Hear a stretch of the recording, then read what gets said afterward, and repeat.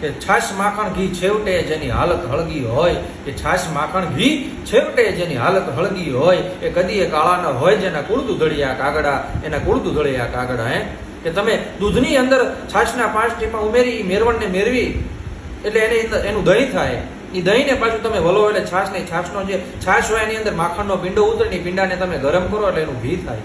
કે દૂધ સફેદ, એ દહીં સફેદ, એ છાશ સફેદ અને એ માખણને તમે ગરમ કરો એટલે એનું ઘી સફેદ.